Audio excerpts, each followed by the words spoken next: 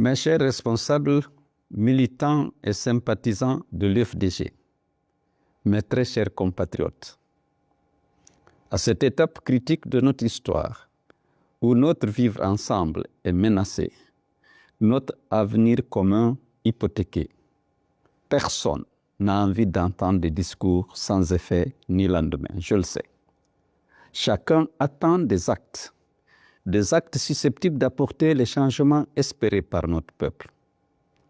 Les mots ne suffisent plus à apaiser les colères et à réparer les injustices. Le temps est venu d'agir pour laver les affronts, rétablir les libertés publiques et garantir le respect des droits de l'homme.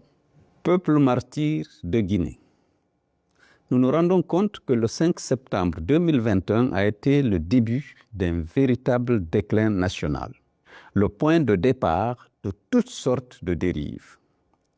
La volonté délibérée de la junte de ruiner nos acquis démocratiques et de remettre en cause nos droits et libertés n'est plus un mystère. Chaque fois que nous pensions avoir touché le fond de l'abîme, une nouvelle escalade nous précipite davantage dans les ténèbres. Ces dernières heures, un palier supplémentaire a été franchi dans la déshumanisation de notre société et la mise à mort programmée de la démocratie et de l'état de droit dans notre pays. Peuple de Guinée, Mamadi Doumbouya et son clan se permettaient tout. Et maintenant, ils ne s'interdisent rien.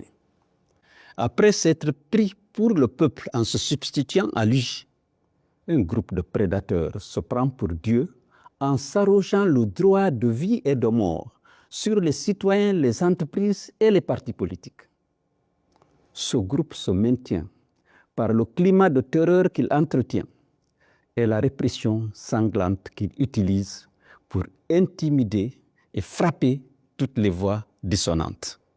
Le coup d'État sanglant, contrairement aux discours déclinés à l'occasion et aux dispositions de la charte de la transition, a été suivi de restrictions drastiques des libertés publiques et de violations massives des droits humains, dont certaines relèvent des crimes contre l'humanité.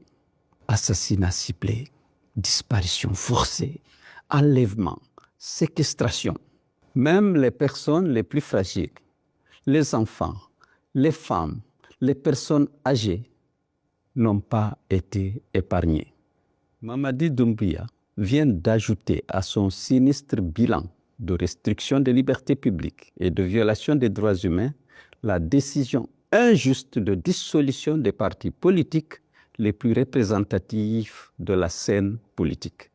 N'ayant lui-même aucune légitimité, ni la moindre assise électorale ou politique, le chef de la junte et son clan, malfaisant, voudraient réécrire l'histoire du pays en effaçant du paysage politique toutes les forces susceptibles de porter ombrage à son parti-État en cours de formation. L'on affiche fièrement une volonté claire et morbide d'instaurer la pensée unique.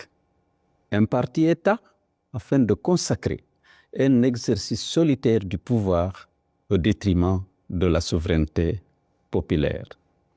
Il n'existe plus d'espace civique et démocratique.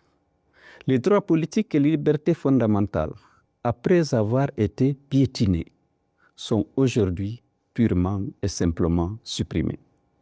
Dès lors, il n'y a plus d'autre alternative que de s'engager dans une résistance frontale, une lutte courageuse de libération de notre pays dont les ressources sont pillées, les institutions instrumentalisées, l'armée nationale divisée et désarmée.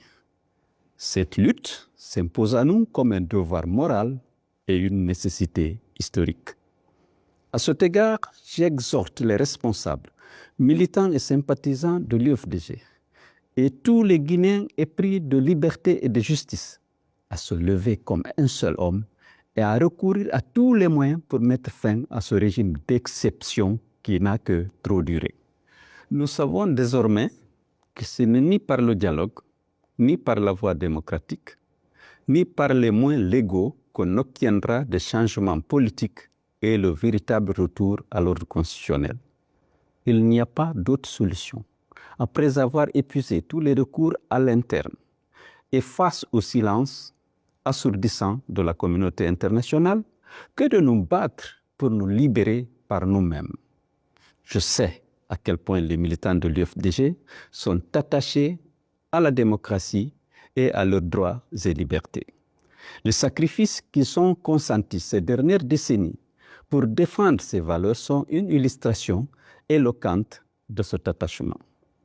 Ils sont toujours, comme la majorité des Guinéens d'ailleurs, prêts à tout pour que notre pays ne retombe pas dans le traumatisme et les affres de la dictature. Le sang de nos martyrs et leur mémoire, ainsi que la dette que nous avons chacun envers notre pays, appellent de notre part courage, persévérance et détermination afin de vaincre l'imposture et la forfaiture sous toutes leurs formes.